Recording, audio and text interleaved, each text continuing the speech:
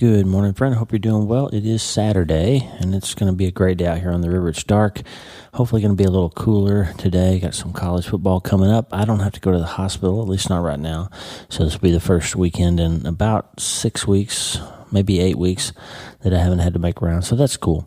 Hope you're doing well wherever you are and that you're going to have an amazing day. We had a surprise visit from Lisa's aunt and uncle Will and Pat from South Texas. They came up for Tata's birthday, and it was amazing, and we had a good couple of days. And so I hope that you're having some good times wherever you are. And if you're not, though, if one of the problems that you have is that you're playing repetitive issues over and over in your brain, or if you keep having the same type of responses that happen over and over that are causing you trouble, then maybe you have some sick synapses in your brain. This is Self-Brain Surgery Saturday, third episode of this. And I'm going to bring you back an old episode that I released a while back because it was perfect to talk about synapses and how they create issues for us in our brain. They're super important, and we have trillions of them in your brain. But when they're sick, they can cause you trouble. And learning how to identify sick synaptic responses and snip them out and get rid of them, sever those sick synapses, is a superpower to help you learn to become healthier and feel better and be happier. I'm always telling you, you can't change your life until you change your mind. And learning how to do self-brain surgery, particularly today, the severing sick synapses operation, is a crucial component of your toolkit if you want to be a really good self-brain surgeon. We made the switch over to Substack yesterday for the podcast. It should be seamless for you wherever you listen to podcasts. But if you want to subscribe, drleewarren.substack.com, you can get hooked up for the email and all the notifications about everything that's happening, and you'll never miss an episode of the podcast. drleewarren.substack.com. Hey, it's Self-Brain Surgery Saturday. So get this done. Learn the sever sick synapses operation, and it will help you to feel better. I promise you. It'll help you change your mind and change your life. And Lisa is going to tell us how to start today. Hey, are you ready to change your life? If the answer is yes, there's only one rule. You have to change your mind first. And my friend, there's a place where the neuroscience of how your mind works smashes together with faith, and everything starts to make sense. That place is called Self-Brain Surgery. You can learn it, and it will help you become healthier, feel better, and be happier. And the good news is, you can start today. Thanks, Lisa. Hey, so glad to have you listening today. I'm Dr. Lee Warren, and I live in Nebraska in the United States of America with my incredible wife, Lisa, my father-in-law, Tata, and the super pups, Harvey and Lewis. I'm a neurosurgeon and an author, and I'm here to help you harness neuroscience, the power of your brain, faith, the power of your spirit, and good old common sense to help you lead a healthier, better, happier life. Listen, friend, you can't change your life until you change your mind, and I'm here to help you learn the art of self-brain surgery to get it done. If you like the show, please subscribe so you never miss an episode, and tell your friends about it. If you tell 2 or 3 friends this podcast was helpful to you, imagine how much good we can all do around the world together. I'm Dr. Lee Warren, and I'm here to help you change your mind so you can change your life. Let's get after it. Okay, so there are 2 diseases that are basically diseases of the synapse between nerves and muscles. There's probably more than 2, but there's 2 that I want to talk about today. Both of them cause muscle weakness, and both of them cause a lot of trouble with a person's life. But those 2 diseases are caused by different problems, and they're treated in very different ways. But as a doctor, if we don't figure out which one's which, then we'll end up treating the wrong thing, and our patient won't get better. Even worse, if we don't treat the underlying cause, the patient can die, because the underlying cause of one of these synaptic diseases is a deadly cancer, a type of lung cancer. And you definitely don't want to misdiagnose the patient and miss the opportunity to get an early start on treating the life-threatening cancer that's looming over your patient. The 2 diseases are called Lambert-Eaton syndrome and myasthenia gravis. Those are 2 pretty weird names. Lambert-Eaton, obviously named after the 2 people that discovered the Lambert-Eaton syndrome, and myasthenia gravis, another disease of the connection between nerve and muscle. Now, I don't want to go too deep into metaphor today. I think it's pretty obvious that if we have bad mental connections that trigger harmful thoughts, feelings, or actions in our lives, that it would be harmful to us, right? But let's take a little bit deeper dive into this, because there are some lessons here by looking at these 2 diseases that will help you in your life as you learn how to look at and challenge and change your thinking. But before we get too far into the diseases, I want to tell you 3 facts about synapses in general that you need to know. Here's 3 facts about human synapses. Number 1, synapses are how nerves communicate with each other. and how nerves and muscles connect electrically. So, for example, when you decide in your brain that you want to use your index finger to click like on the Dr. Lee Warren podcast, for example, the electrical signal in your frontal cortex travels from the neuron's cell body down the axon of the neuron, switches sides of your brain and your medulla, part of your brainstem, synapses in your spinal cord with motor neurons, and ultimately synapses at the neuromuscular junction, the junction between the nerve and the muscle, with the muscles in your hand to move your fingers. So here's the punchline. Synapses turn impulses into actions. Synapses turn impulses into actions. Number 2, most synapses work by releasing chemicals into the gap between nerves and muscles and organs. Those chemicals, they're neurotransmitters like acetylcholine, for example. They then cross a gap between the nerve and the other nerve, or the nerve and the muscle or the organ. That's called the synaptic cleft, and they interact with receptors on the other nerve or muscle that then triggers another electrical impulse to propagate the signal or create the action. So the electrical signal is traveling down the nerve, it hits the end of the nerve and releases a chemical into the synaptic cleft, or the gap between the nerves, and then those chemicals cross the gap and trigger another electrical impulse to go down that other nerve, or to turn the organ or muscle on to do the action that it's supposed to do. That's how most synapses work. But if the gap is too wide, if the synaptic cleft were too wide, then those signals would fade out. They wouldn't efficiently be able to get across the gap in a reasonable amount of time. And if it wasn't there at all, if the gap was too narrow, or if the nerve and the muscle were right up against one another, then the signals would stay on all the time, and that would create chaos within your nervous system. The normal synaptic cleft is about 20 nanometers wide. Nanometer. That's a tiny, tiny, tiny little space. But the way God built us is that space, 20 nanometers, is exactly perfect for efficient transmission of nerve impulses. It's not too far. It's not too close like Goldilocks. It's fearfully and wonderfully made. And the third thing is that synapses are mostly made before you're born. Most of them are out of your control.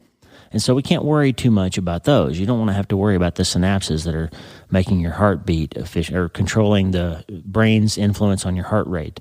You don't want to have to think about those.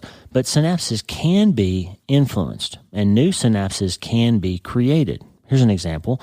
When you learn how to type, at first you have to think about it. You have to look at the keyboard. You have to kind of make your fingers do those weird automatic things, right?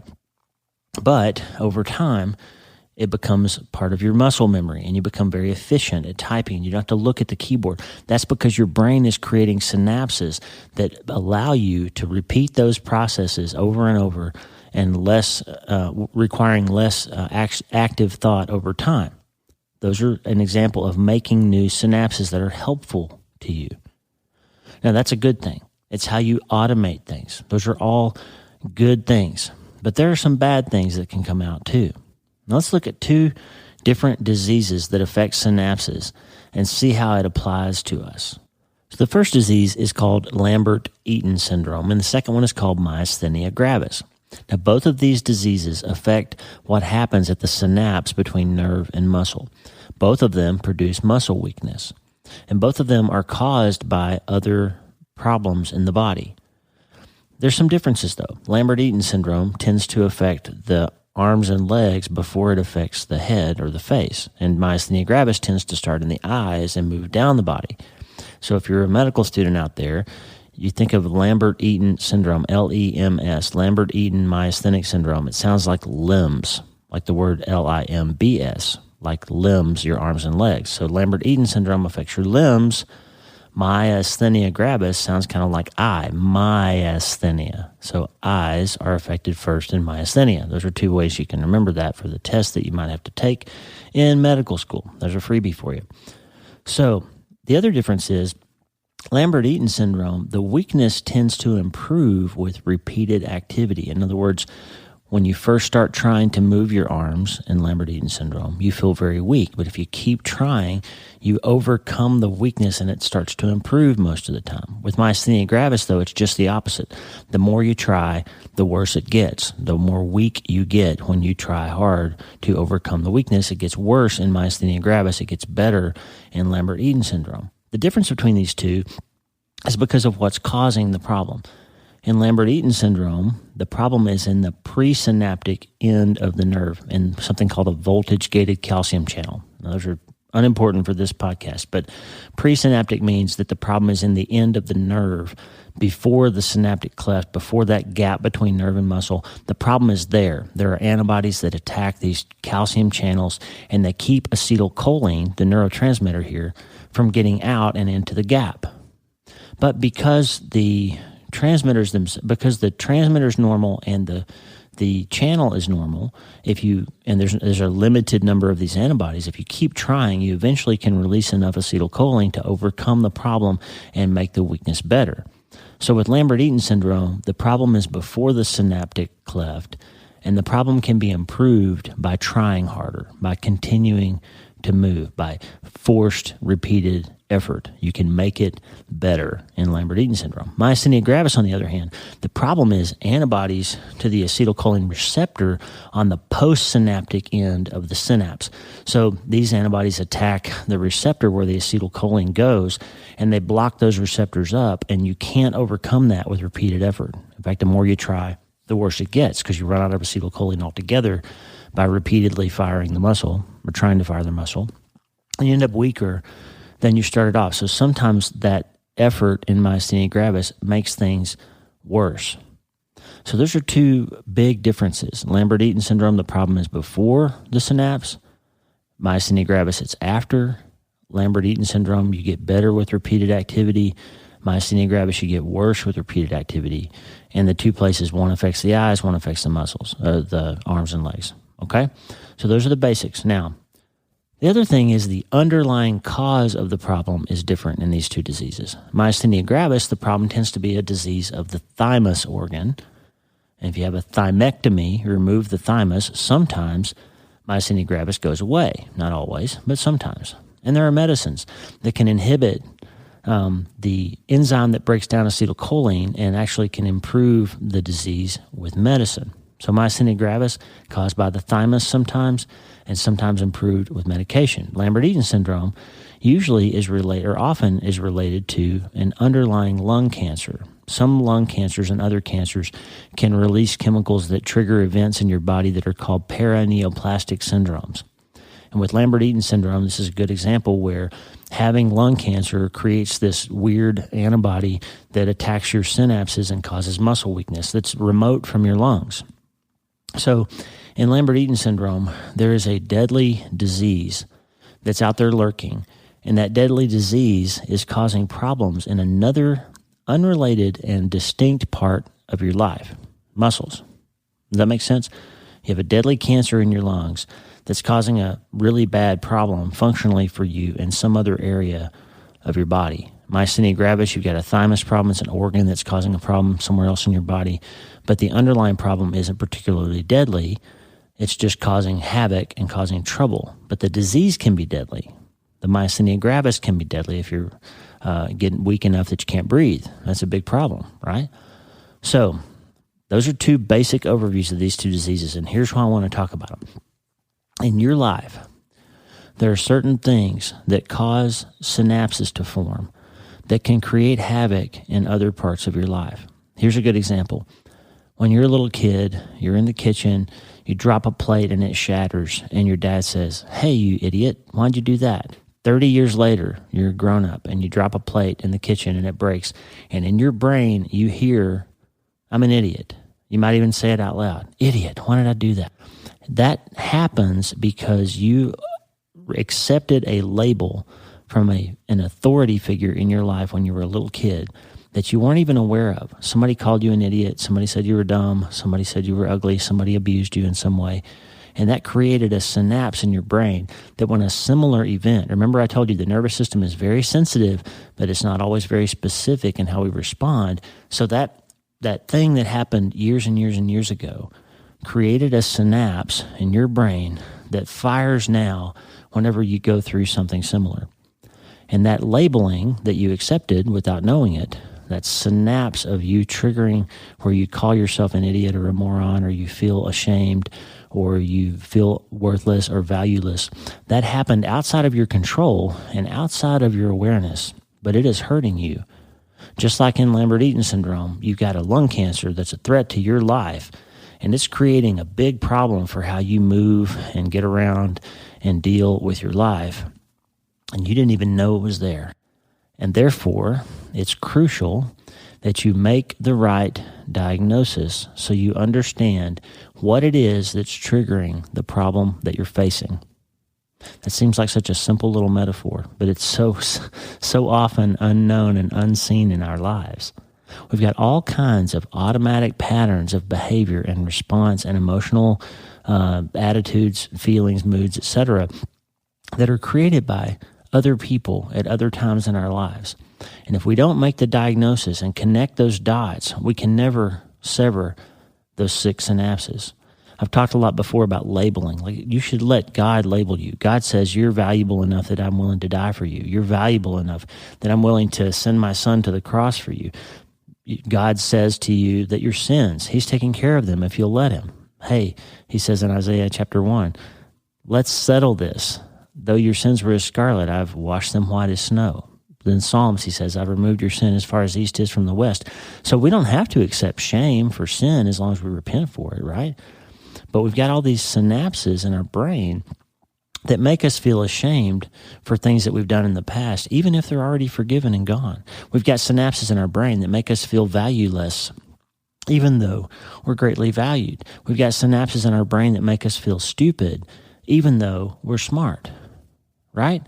So I just want to point out that you need to make the effort to figure out why you call yourself an idiot, figure out why you feel like you're of little value. And sometimes that requires a physician. Sometimes it requires a pastor, a chaplain, a therapist, somebody to help you make those diagnoses so you can then understand where those synapses came from and you can break them. So just as you can learn how to do something and create synapses like in typing, and you can make efficiency for your life, you can also have life create synapses for you that are harmful to you, that can hurt you.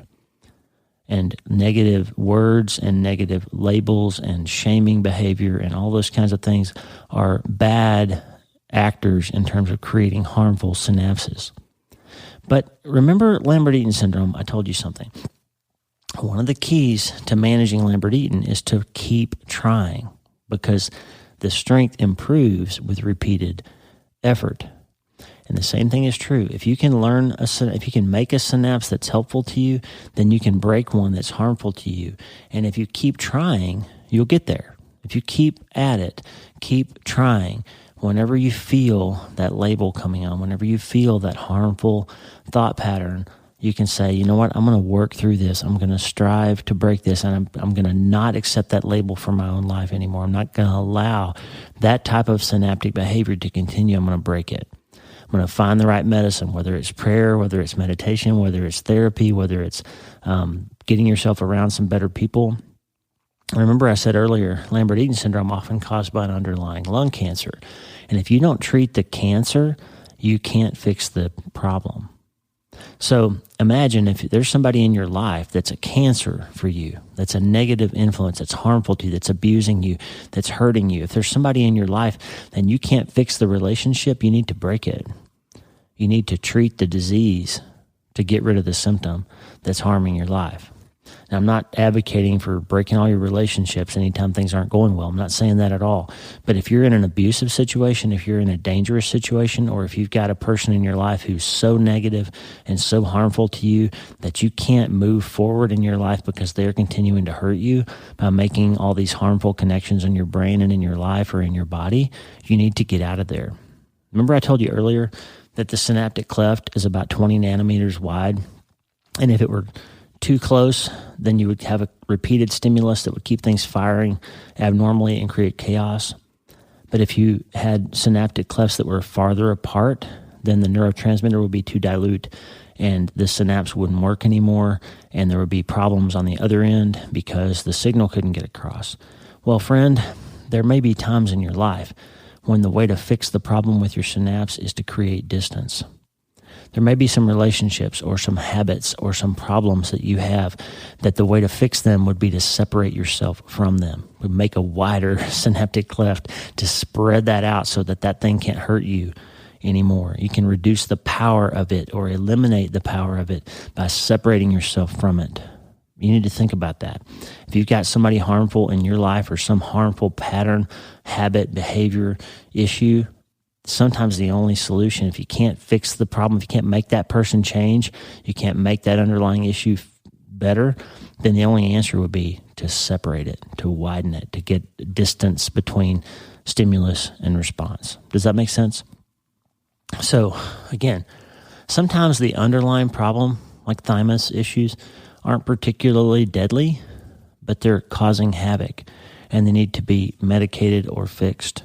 And sometimes the underlying problem is actually life-threatening, harmful, deadly cancer. But in either case, you can't really fix the disease until you fix the underlying problem. So I would encourage you today, if you've got some sick synapses, some harmful things that are holding you back and hurting you in your life, fix them. Root out the underlying cause and deal with it.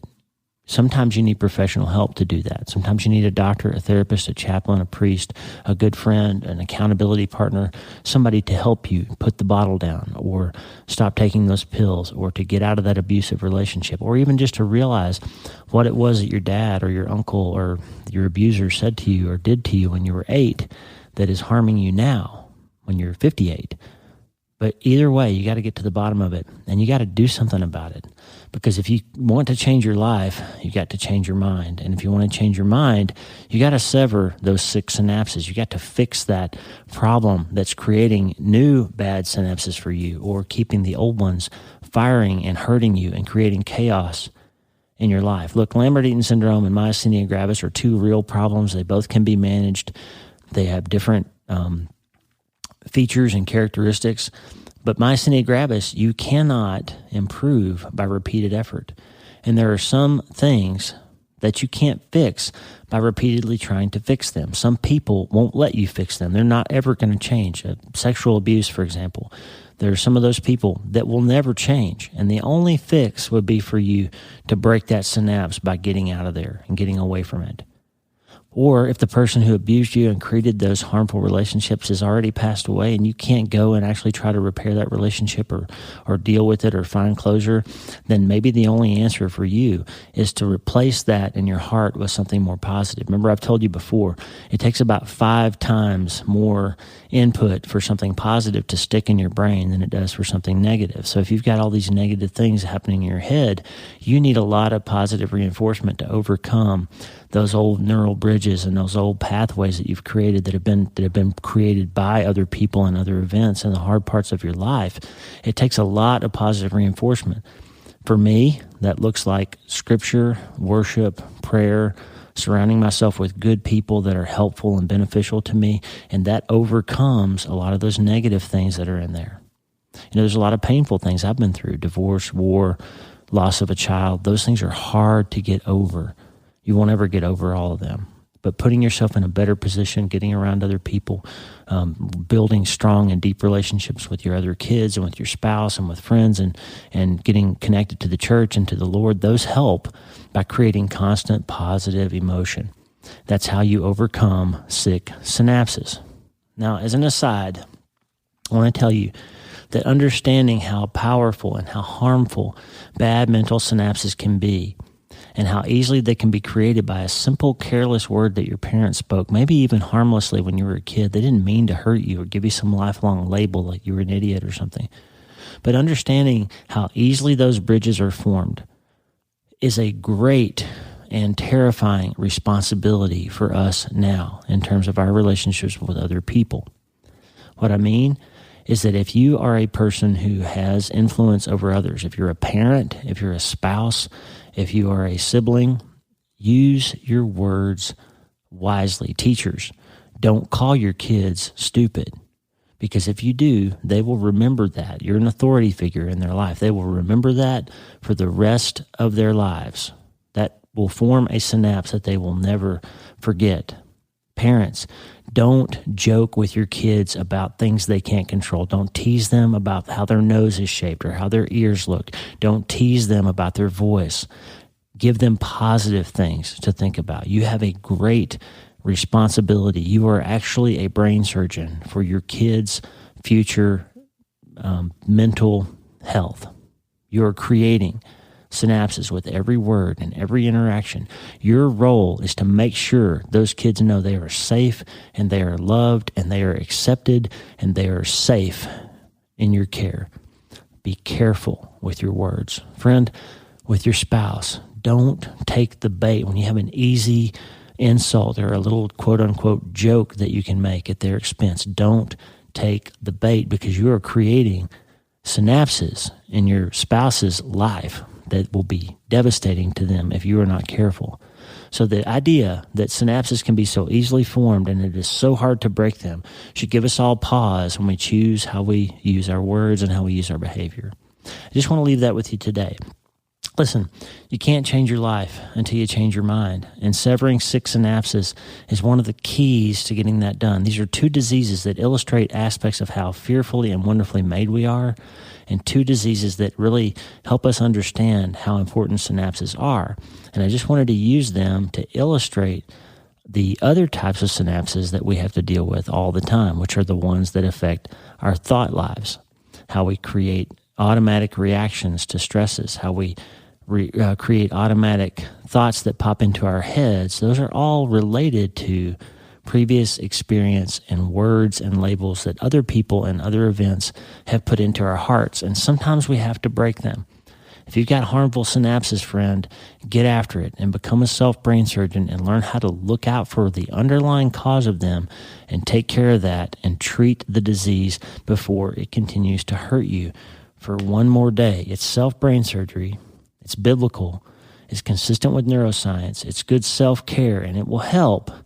But you have to start today. Hey, thanks for listening. Please subscribe to the show so you automatically get every episode. And if you like the show, you'll love my weekly letter. Check out my writing at drleewarren.substack.com, drleewarren.substack.com. Get the free newsletter every week for my best prescriptions for becoming healthier, feeling better, and being happier through the power of faith and neuroscience smashing together via self-brain surgery. drleewarren.substack.com. And if you need prayer, go to the prayer wall at wleewarrenmd.com/prayer. The theme music for the show is Make Us One by Tommy Walker, graciously provided for free by the great folks over at TommyWalkerMinistries.org. Check it out and consider supporting them. TommyWalkerMinistries.org. Remember, you can't change your life until you change your mind. And the good news is you can start today. I'm Dr. Lee Warren. I'll talk to you soon. God bless you, friend. Have a great day.